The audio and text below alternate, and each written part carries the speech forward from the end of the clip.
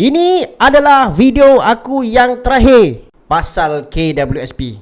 Lepas ni aku dah tak nak komen, aku dah tak nak ulas apa-apa pasal KWSP.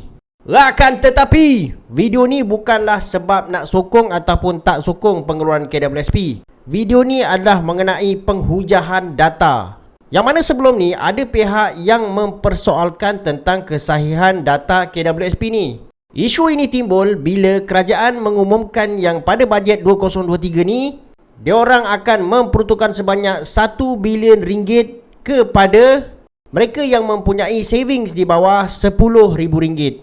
Dalam peruntukan 1 bilion ni, kerajaan akan menyumbang one off sebanyak RM500 terutamanya kepada mereka yang berumur antara 40 hingga 55 tahun. Jadi isu dia sekarang macam ni. Ada pihak yang mengatakan bahawa peruntukan 1 bilion ni macam tak logik. Sebab kalau tengok laporan KWSP sendiri, mereka yang berumur antara 40 hingga 55 tahun ni agak susah untuk kita cari mereka yang ada savings di bawah RM10,000. Jadi dalam video ni aku nak ulas benda ni melalui data, bukan style sembang kedai kopi.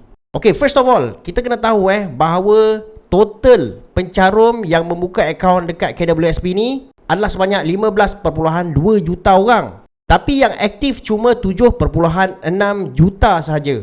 Jadi dia hampir separuh guys Banyak juga tu. Dalam muka surat ke-67 laporan tahunan KWSP pada tahun 2021, ada ditunjukkan mereka yang aktif mencarum dalam kategori umur macam ni dan secara puratanya diorang punya savings adalah antara lebih kurang lah 200k macam tu.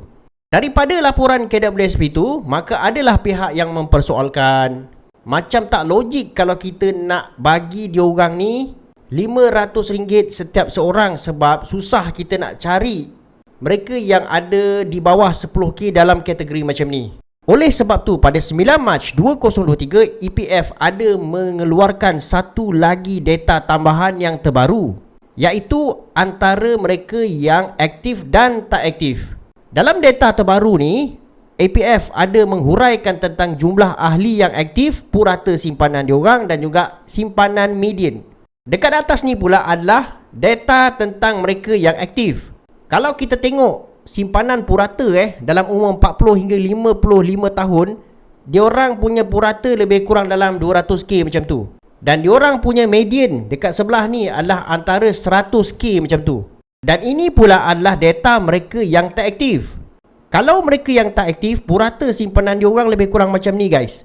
Dan juga diorang punya median lebih kurang macam ni. Okay? Jadi secara logiknya, kalaulah saya nak cari mereka yang ada simpanan di bawah 10k, lebih mudah untuk saya jumpa di kalangan mereka yang tak aktif berbanding yang aktif. Benda ni cukup mudah. Kita just tengok diorang punya median simpanan saja.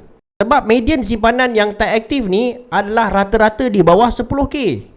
Tapi ada satu lagi benda yang korang jangan lupa. Sebelum ni EPF juga pernah keluarkan satu statement yang mana mereka berkata bahawa Bumiputra EPF members saw a whopping 70% drop in median savings to RM4,900. Jadi median saving 4,900 ni kita boleh jumpa dekat mana? Adakah lebih senang kita jumpa dekat aktif ataupun yang tak aktif?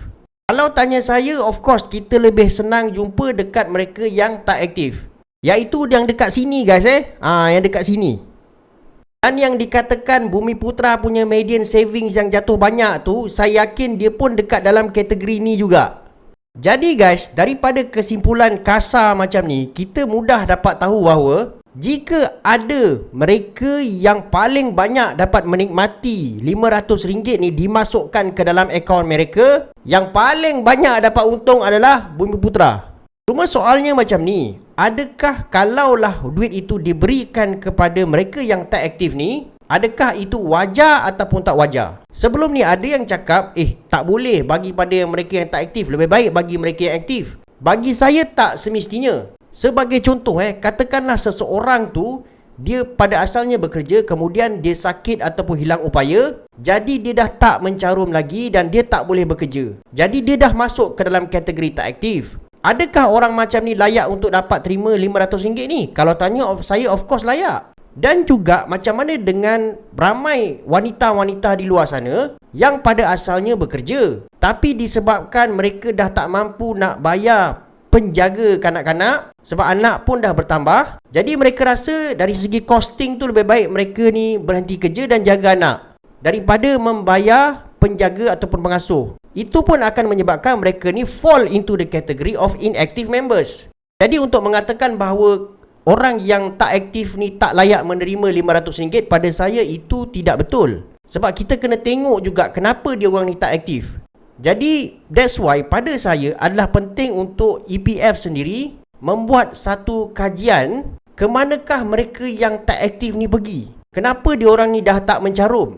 Sebab ini akan banyak membantu kerajaan dalam melaksanakan polisi-polisi yang akan datang.